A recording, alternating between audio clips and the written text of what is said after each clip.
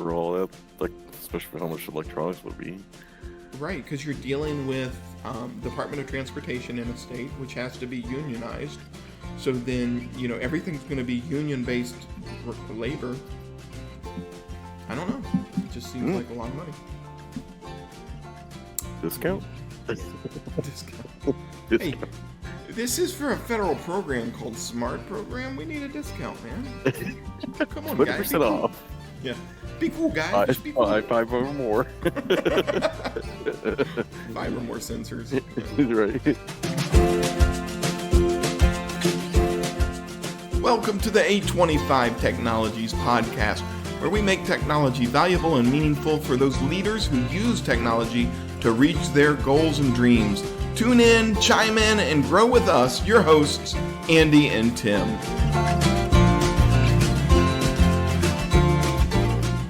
All right, welcome to episode 59 of the 825 Technologies podcast. I'm still getting used to that new music, new video intro.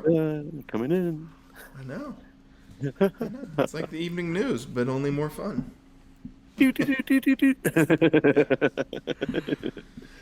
All right, as is the way, we're going to jump in, Leadership Corner, on this thought of bending the mind. All right, this is Marcus Aurelius in Meditations 5:16. He says, "Your mind will take the shape of what you frequently hold in thought, for the human spirit is colored by such impressions." What a quote, man. I know, right? Good quote. So what you frequently hold in your mind,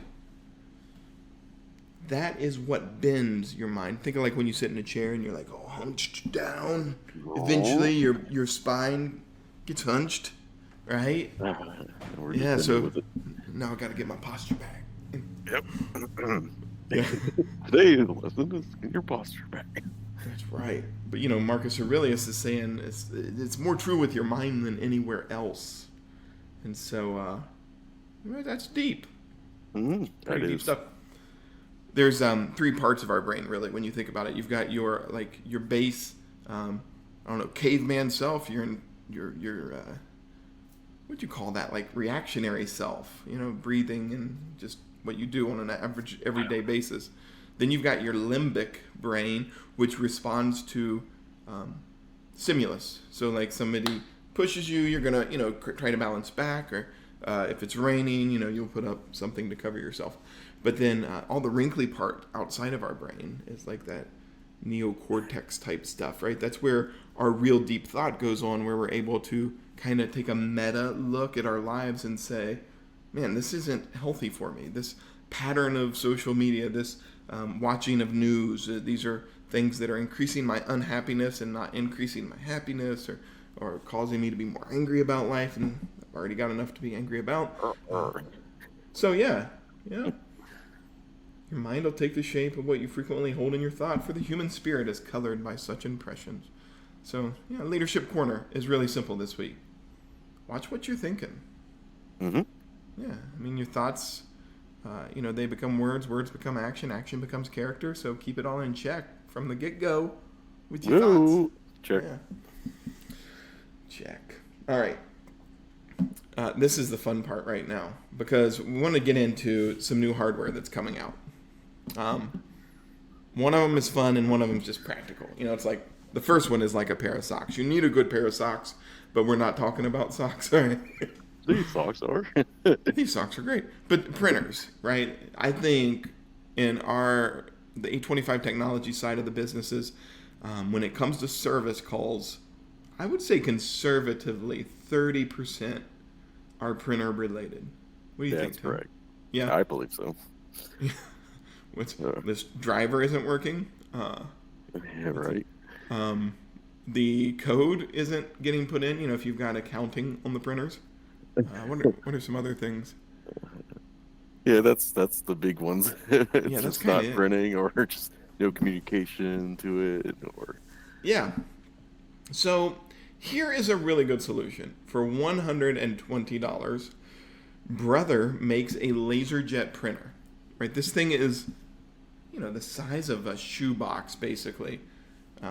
Long ways. You can fit 8.5 by 11 paper in it. That's it. It does duplex, so you can print on both sides. You can use label paper in it, so if you're using this in a shipping department, it's great. $120. It's laser jet. There's none of this DRM on the cartridges, right? Like, oh, this is an HP cartridge. It has the DRM rights on it, but if you buy an off-brand, it won't work in this. Or that you have to Right. subscribe to certain inks now. It's a mess. Yeah, that's a mess. Yes. So the toner refill is actually $50. It gets you 2,600 pages, so you're like 2 cents a page. It's easy That's to a good set deal. up. Yeah, it's a freaking tank. It runs forever, and for $120, I mean, if for a small department, a small office, or even somebody's desktop, I mean, you can't go wrong with it. Perfect. Especially for the size of it. That's right. That's Hmm. right. I mean, it connects USB. No real bells, whistles, anything to speak of. It just sits there and prints out papers. That's what we need. Good job, printer. Good job, brother, for Go, just brother. keeping it. I know, man. They make some good stuff. Like get the Hulk out. Like, go, Raw. brother. Yeah, brother. Hulk Hogan. That would be a good spokesman for that company. Brother. Hey, brother. He did run into some troubles there in the, what, like 2000s? Didn't he Oh, get yeah. into a bunch of weird stuff or something? Yeah, he did. Yeah, I don't know. Maybe it wouldn't be a good spokesperson. I don't know. On a small tangent, have you seen lately, with FTX's crumble, that they're trying to find Shaquille O'Neal right now to serve him papers to show up at the court case because he's one of the spokespeople for FTX? Have you seen this? I have not on that. So Oh, man. I was reading an editorial about it, and they were saying, four companies have been tasked with finding him and serving him papers, and all four of them have failed and have complained about it. And this editorial said, I don't know, but it seems like it's a bad business practice to complain about not being able to find a celebrity that's 7 foot 1 inch, 330 pounds. He is a big guy. And he's pretty easy to find. Yeah, right. I mean, he's out buying. I mean, he buys like the whole Walmart stuff. Like he's all over social media. I don't know. Oh, yeah, he's everywhere. He's all over the news. Yeah. It's Yeah. laughable that they can't find him. But hey, anyway, moving on. Spokespeople. Who knew? All right, the next one is a fun one. This product, if you've got your mouse, and sometimes you're like, oh, I ran out of mouse pad, or I'm on a crack on my desk and it's not working right. Mouse pads are really useful in that they're smooth, they're stable, they're a good place to get Hmm. nice traction. So they're small though, right? Very small. And they're just Mhm. not sexy in a lot of ways. Because they're foam. That's like a pair of, I don't know, orthopedic shoes. Yeah. So, Orthopedics. yeah. Razer, the gaming company that makes peripherals for your computer, Razer has come out with the Atlas mousepad for $100. All right. So before you say it's an expensive mousepad, this thing is 15 inches by 17 inches. It's That's a big boy. enormous. It's tempered glass with beveled edges. It's nice. It's smooth. You don't have to impatiently slam your mouth to readjust it. Have you seen those people? Yeah, it's like, ah, The world stinks because of my mouse. They're taking all of their anger out on that poor mouse. Yeah. But yeah, it's a cool little product. $100. I think it's worth it, honestly. man, Especially talk if to the you're, person slamming their mouse. yeah. It's tempered glass. If they're a slammer, it won't break. That's the good news. It shouldn't break. Guess I can't guarantee that. But yeah, Yeah. who knows? Don't try it. Exactly. So, yeah, those are the two products, really. You got your nice printer, nice mouse pad. They're Mhm. things that aren't like overly looked at. So we thought it'd be nice to highlight them here just real quick because the episodes that we do for 825 Technologies are to help those in the IT industry, IT leaders, and these are things that are just useful. They're just nice to know about. So there you go. Yes. All right. Moving on to smart cities. Before we get too deep, in your perfect mind's eye, what do you see like would be a necessity in a smart city? Uh, well, I know a lot of people thinking about like police cameras everywhere, using less people, able to be at one location, able to see everything, parking. I mean, I think there's a lot of things you can add to a smart city. Yeah, and it could be pretty broad when you get down to it. Right. Yeah. Yeah. Well, there was recently in 2021 a bipartisan infrastructure law. It is called the SMART program, strengthening mobility and revolutionizing transportation. Right? So it's a $1 trillion program, and I think it's over the next 10 years or 5 years. Yeah, it's probably gonna take some time with that much money. Yeah. So they took 500 million, so one half of a billion. I mean, to think about that, um, there's 1,000 billions in a trillion and 1,000 millions in a billion. So they took Uh, like a very minuscule amount of this overall $1 trillion program. That's crazy. Yeah, it's like, would it be 5 cents out of 100? I think it's something along those lines. How many pennies are in a trillion? I don't. You just blew my mind up. I don't know. Just put an infinity sign there in my You mind. take pennies. Yeah, we got this. Anyway, huge program got passed. Uh, Pete Buttigieg, the Secretary of Department of Transportation, he basically has got this $500 million earmark for smart project pilot programs, and they just announced the first batch of them this week. Yeah, this week. So last week. Yeah, it's somewhere close to, let's say around March 20th. So 95 million is getting awarded in this first batch, and no award is over $2 million. So you're looking at, roughly 50 to 80 programs. Some of the winning programs, I mean, it's kind of cool. 2 million is going to Detroit, Michigan, to use sensors and artificial intelligence software to predict and prevent traffic crashes in the city. That's awesome. That would save a bunch of lives and It could. It could. Minority Report, though. We predicted that yeah, you were going to yeah. crash, so here's your ticket. We're gonna know ahead of time. I mean, I don't know how that's going to work. Tomorrow you will be in a car accident. Yeah, you are not allowed to drive tomorrow.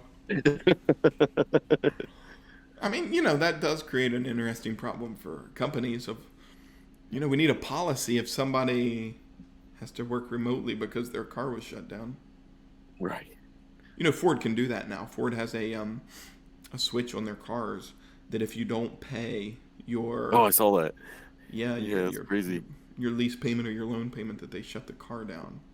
Oh man, And that's a lot. that's crushing because how are you going to go to work to make more money to pay for the loan? Right. Take a bus. I guess if you have mass transit where you live. Well, that's true too. But how Wow. many Ford F-350s do you see where there's a lot of buses, right? It's not a What happens if you're driving and then just cut it? I don't know. Hopefully you're in Detroit and they can predict and prevent the traffic crash that will result. That's true. All right. Within 17 hours, your car will turn off. Yeah. Maybe it is a countdown. That could be. I doubt it, but that could be interesting. All right. Here's another one. 1.7 million is going to Arizona to digitize roadways for vehicle to everything technology. Hmm. Literally, it says vehicle to everything technology. So like speed side, speed digital, all I mean It could mean that. it Yeah. could is It, the roadway instead of yellow gonna be flashing? hey, yeah, so like it could shut Oh, down roads in the middle of it, you thinking? Like there'd just be a red X on the oh. lane, like get out of that lane. It's maybe. Hmm. I'm thinking maybe it's more that the vehicle will have an uplink um, to more of a monitoring system. Think of like if this then that for cars. Like That's gonna be interesting. you Huh. got off this exit, so there's two ways you could go. Maybe you're going to Starbucks, so I'll pull up your Starbucks app on your phone. Maybe you're going home, so I'll open your garage door. I'll know as you get closer. Your garage door. It's Yeah, like, who welcome. knows? Welcome home, car. I mean, I don't know. It's like Smart House, that movie. Yeah. So, but you think $1.7 million to digitize roadways? That's not a lot of money. Not for all that, like especially for how much electronics would be. Right, because you're dealing with Department of Transportation in a state, which has to be unionized. So then, everything's going to be union-based labor. I don't know. It just seems Mm, like a lot of money. What do you discount? discount? Hey, Discount. this is for a federal program called SMART program. We need a discount, man. Come on, guys, be 20% cool. off. Yeah, be cool, guys. Just be I cool. 5 over more. Five or more sensors. Yeah. Right. Get Mm, one free. yeah. This is one that's more interesting though from Los Angeles. They're getting 2 million, which is the max apparently right now. Maybe that'll change next year, inflation and all that, but 2 million seems to be the cap on all of these.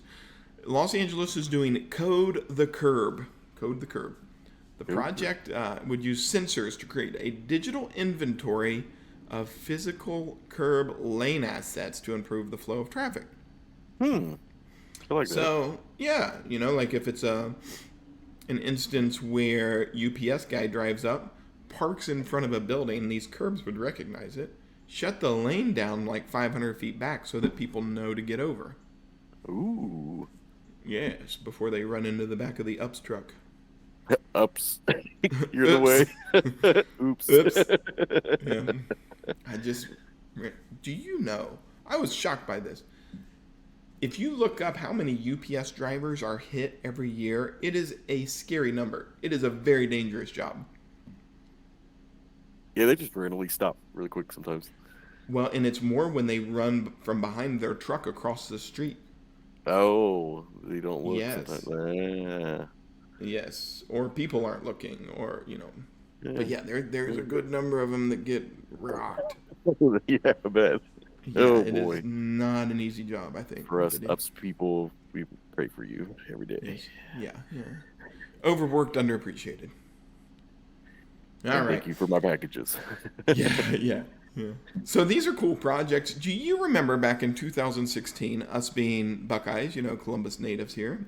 Uh, Hmm. 2016, Columbus got $50 million for their smart city program. Do you remember that? I don't. That's wow, okay. I know, man. It's funny. 2016 isn't that long ago to me, But it seems but like a long time. 7 years. 7 years. All right, and a lot's happened since then. Um, I will start it to say City of Columbus says that the program was a success.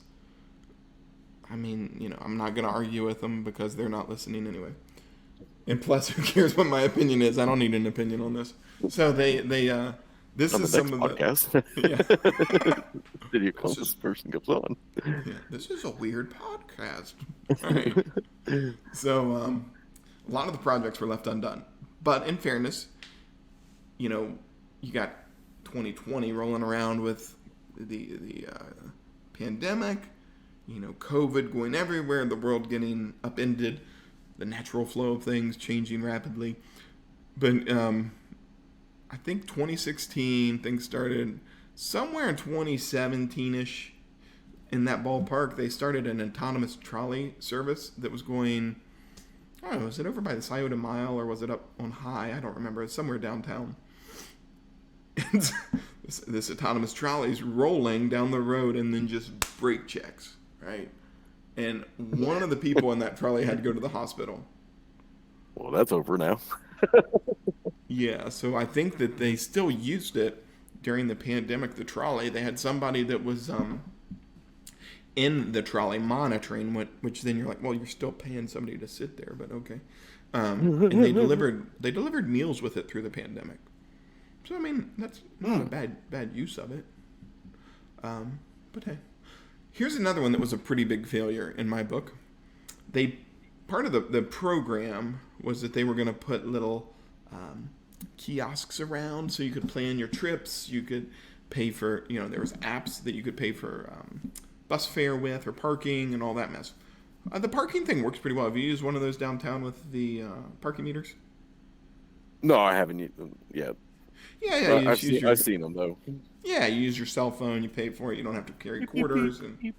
Right. yeah, and you're not as fearful that somebody's skimming card data or anything like that. So that's Looking at pretty lefts cool. and rights. True. No True. one. Yeah. But so they had 6 kiosks that were placed around the city to help plan trips, pay for ride hail, pay bus fare. Between July 2020 and March 2021, which is basically a year that they watched this, they were used to plan 8 trips. Not per kiosk, but in grand total. Oh, that was a big fail. Yeah, I don't know how much those kiosks cost, but I do not think they were cheap. So, No. yeah, yeah. So five of the 8 projects the city of Columbus launched. They'll keep on going. There was a citywide operating system that shared data between government and private entities. There were the smart kiosks that heavily used, like once a year. No. I mean, that's just an amazing number. Wow. 6 times or 8 times for 6 kiosks. Yeah. Anyway, That's it. and Wow. yeah, yeah. And then That they is did roll out a lot of parking apps and trip planning apps. That shows, garages around the city, how full they are, how full they're not, which is useful for Red, White, and Boom and other massive events. Yeah. Yeah. It's pretty busy down there. You're not kidding.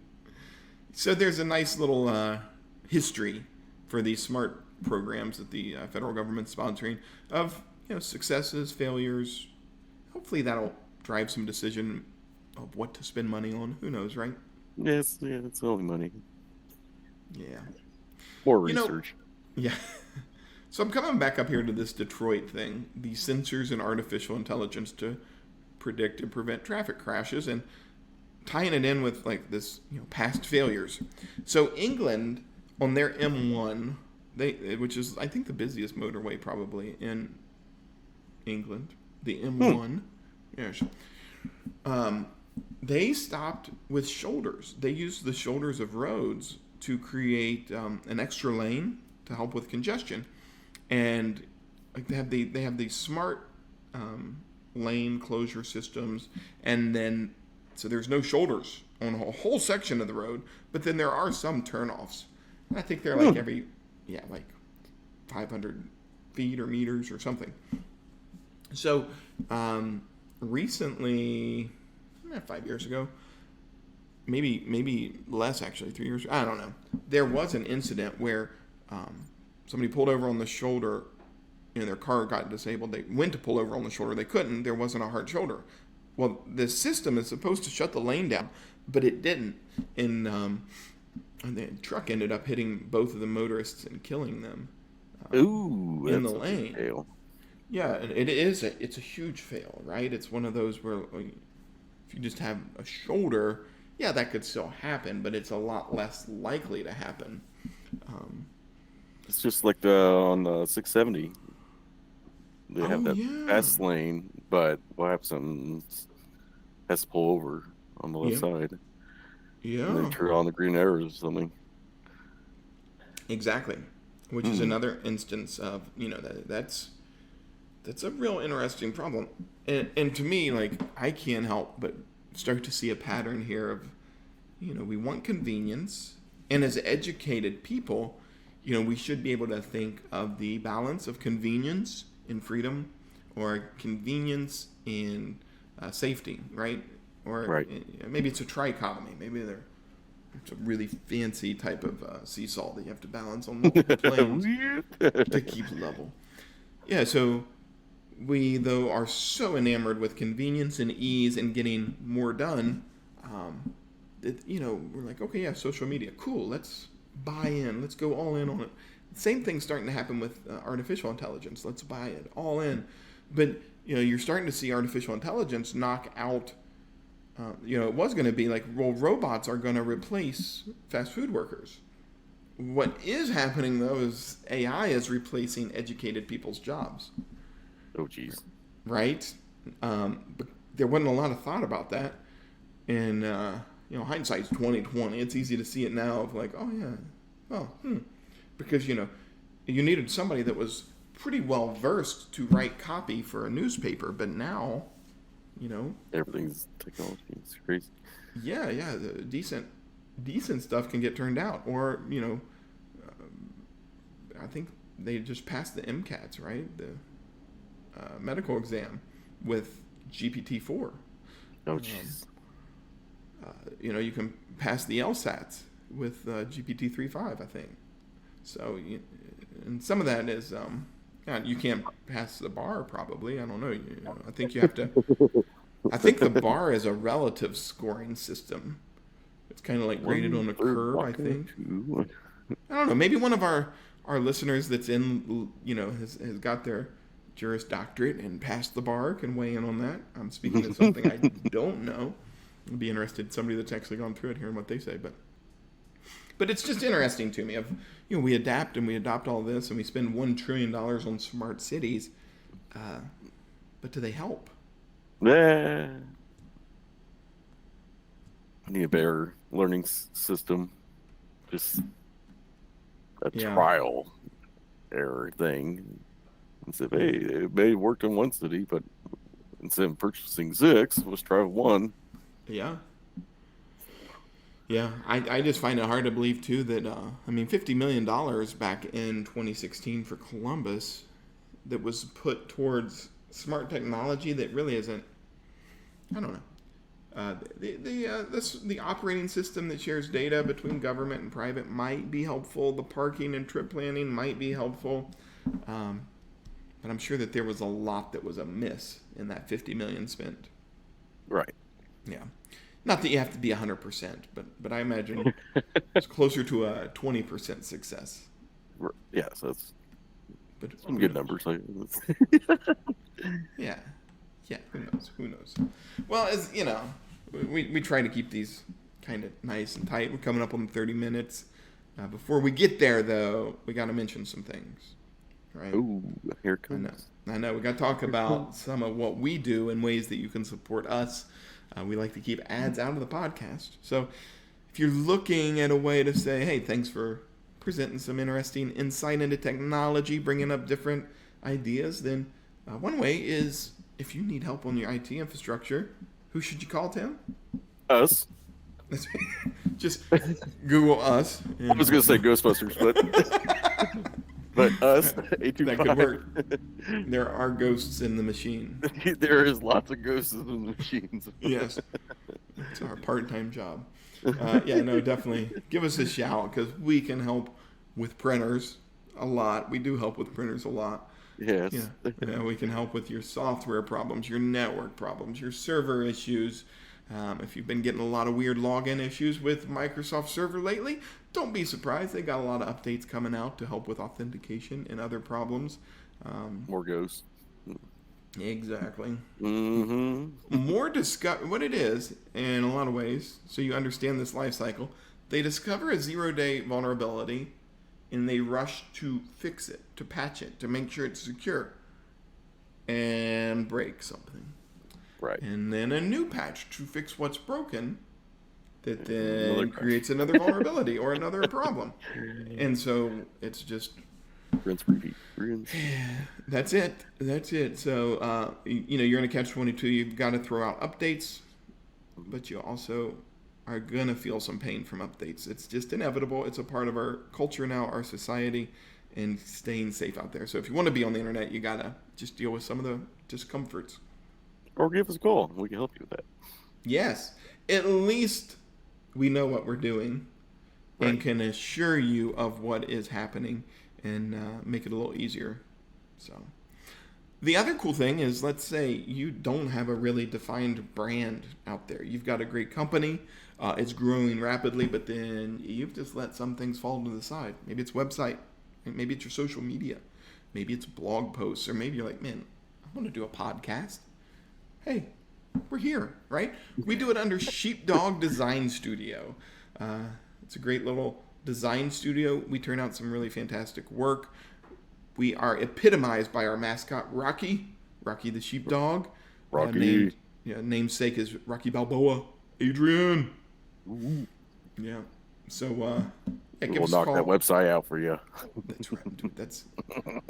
We need to get some shirts that have, like Clubber Lang or something on them.